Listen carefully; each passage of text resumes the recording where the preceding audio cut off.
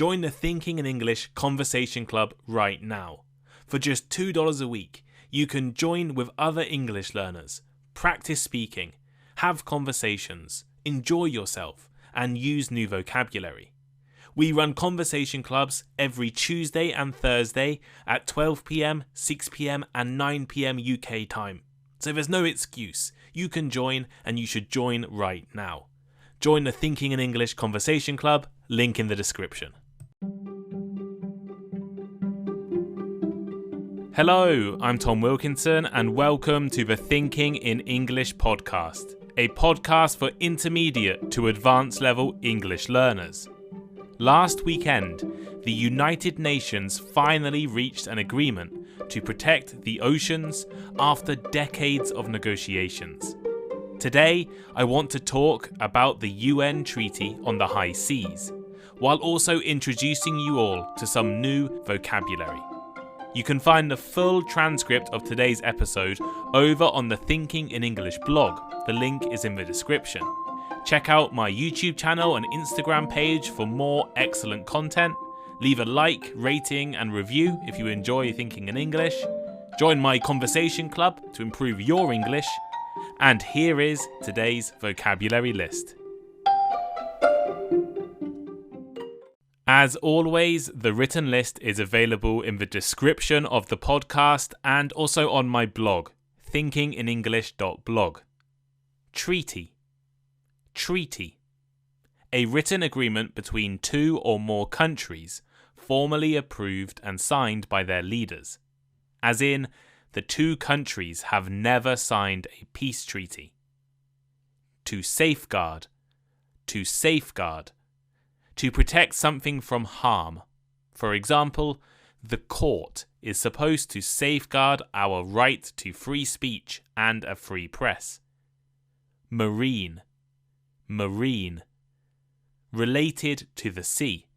For example, the oil slick seriously threatens marine life around the islands. To negotiate. To negotiate. To have formal discussions with someone in order to reach an agreement with them. As in, I'm negotiating for a new contract. Legal framework. Legal framework. A system of rules and ideas that is used to plan and decide something. As in, we need a legal framework for resolving disputes. Landmark. Landmark. An important stage in the development of something. For example, the landmark deal secures 6,000 jobs. Provision. Provision.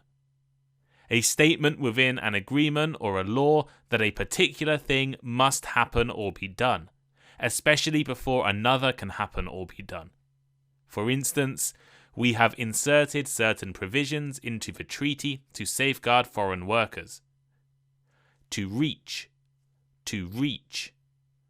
To make a decision, agreement, etc. about something. For example, we'll inform you when a decision has been reached.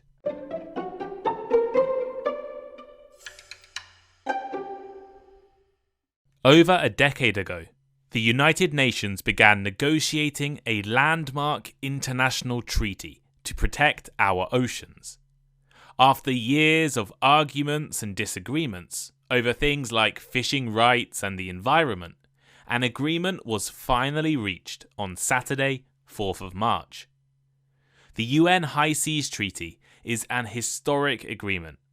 It will protect up to 30% of the world's oceans, and commits UN members to conserve and safeguard marine animals and endangered species. Considering that up to 10% of marine species are currently at risk of extinction, this new treaty is a vital step in the right direction. Today, I want to explain the UN Treaty on the High Seas. We'll look at what the high seas actually include, the background and development of the treaty, the contents of the new treaty, and suggest a few possibilities for the future.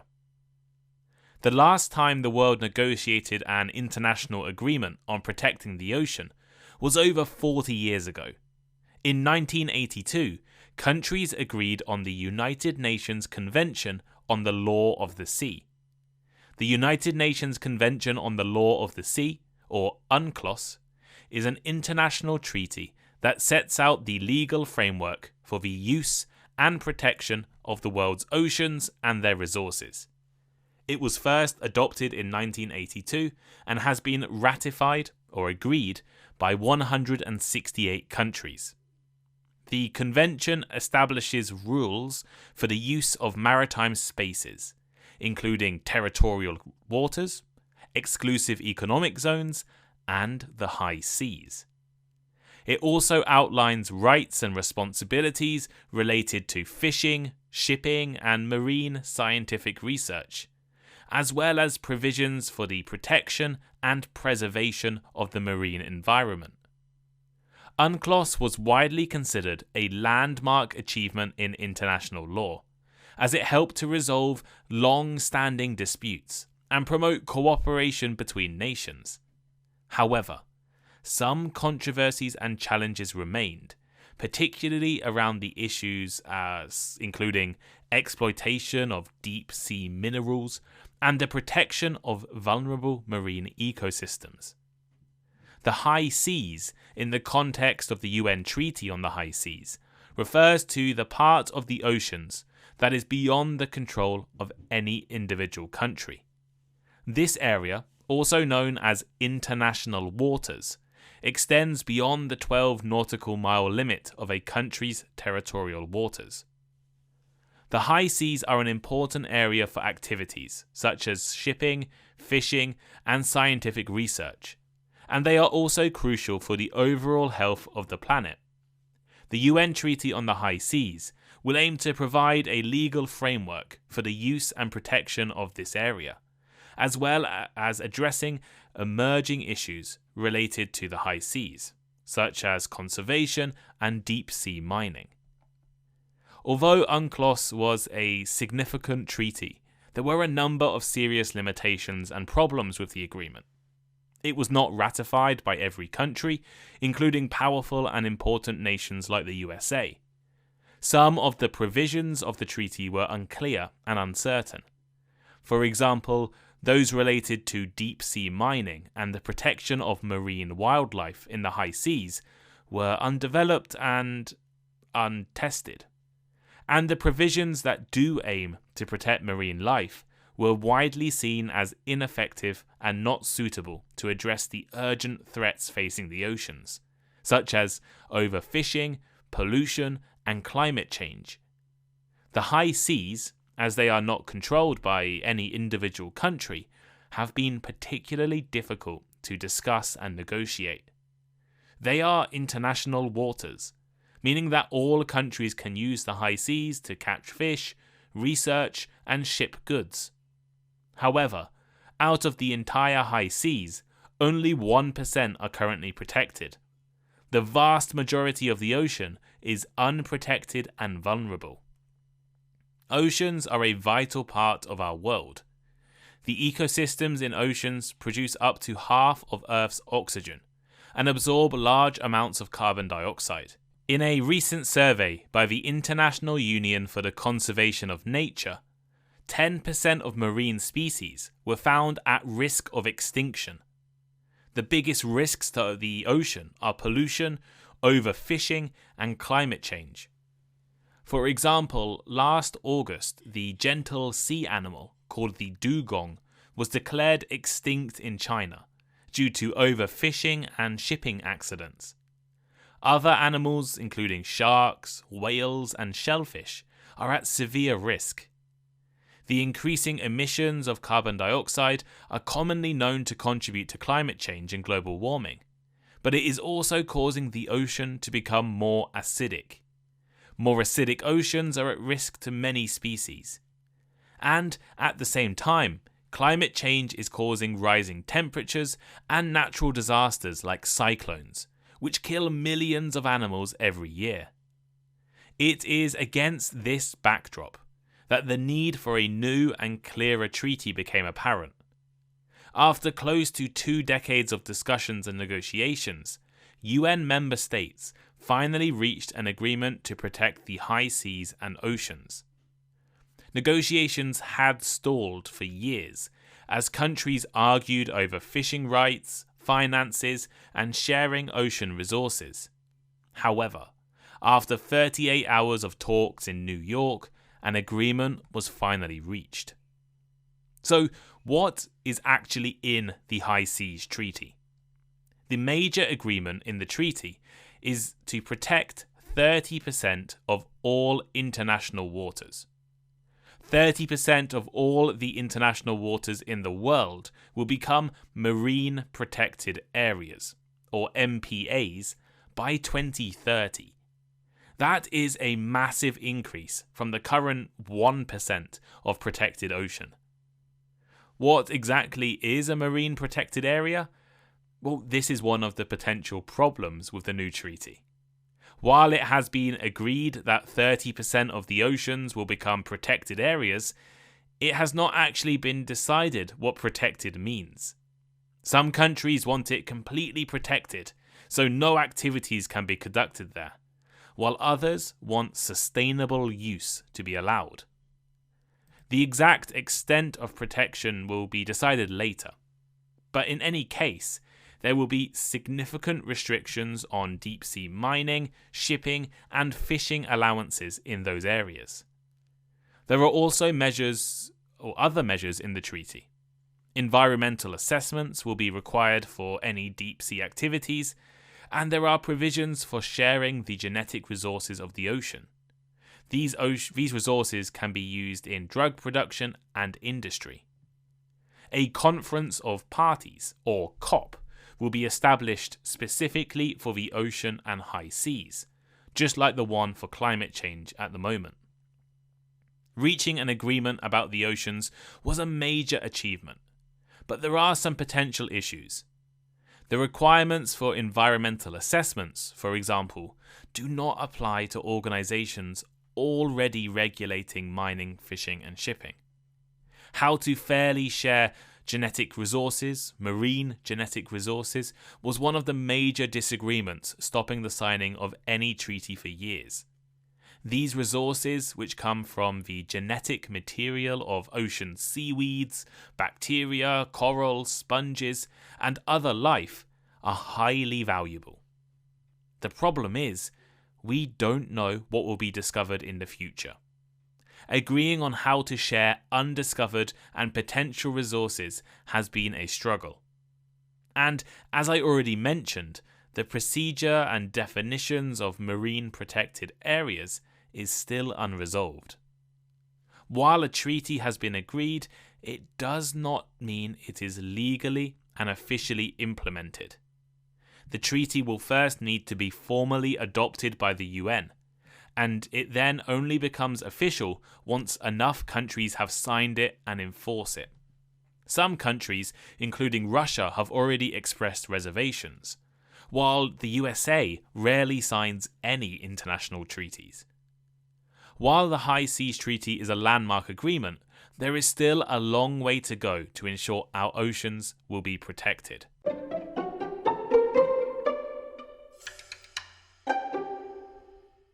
So here is today's final thought.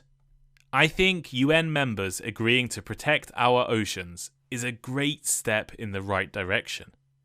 International waters are a vital part of our planet, but until now they have been open to exploitation and misuse. It is necessary to regulate and protect the seas and the life living in there. We will have to wait to see whether the agreement will be accepted by all countries. And will it actually make a difference? There is a long way to go to ensure the oceans are protected, but it is important that we start protecting them as soon as possible. What do you think about the UN Treaty on the High Seas? Do you think it's important to protect our oceans? And what do you think is the major risk to the oceans today? Let me know by leaving a comment on the podcast, a comment on the blog. You can comment on Spotify or send me a message on Instagram. Please comment. And I always love to hear from all of you. If you love listening to Thinking in English, please consider giving us a rating. A 5-star rating on Spotify or on Apple Podcasts would mean the world to me. It's really useful for helping us find new listeners, get higher in the podcast rankings and charts, but also it just makes me feel good. I want to be the highest rated English learning podcast on Spotify. I'm on the way. We're going to get there. We're going to be the highest rated. Please also follow my Instagram page and my YouTube channel. And if you want to support Thinking in English, there are 2 ways you can support me. Number 1, you can leave a donation. There's a donation form on my website, and there's also links in the description of this podcast and on my Instagram to buy me a coffee. Right?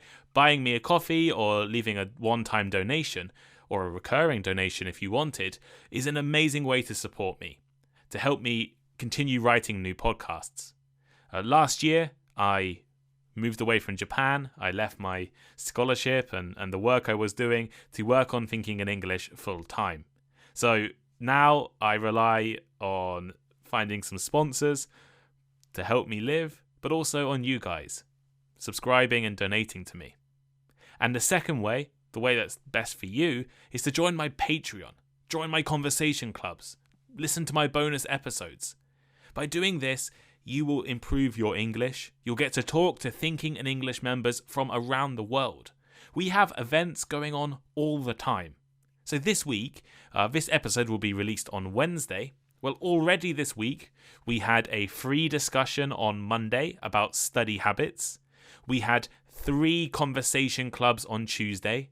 We will have a question and answer session with an English teacher, Thomas Brock, on Wednesday.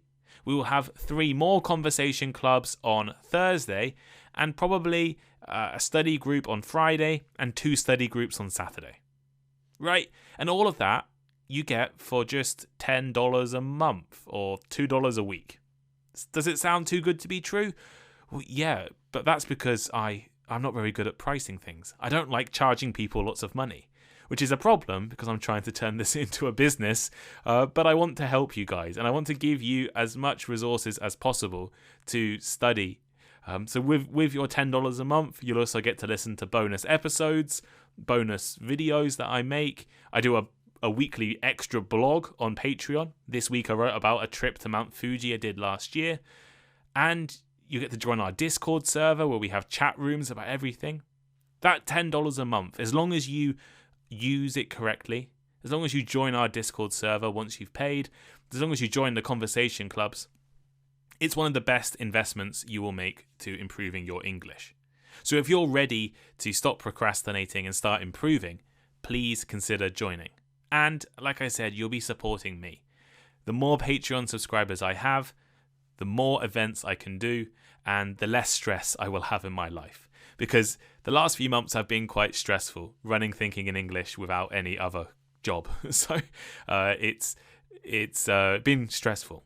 So having a few extra podcast subscribers is always going to make me feel better. But thank you guys for listening today. I hope you enjoyed today's podcast, and I'll see you all next time. Goodbye.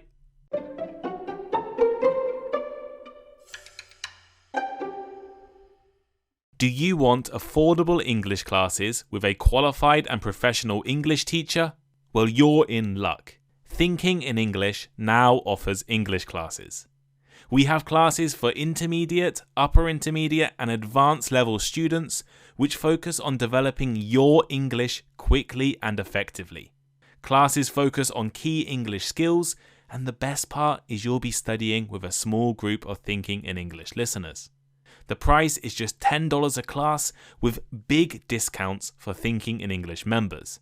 Click the link in the description or go to my website thinkinginenglish.link to book now.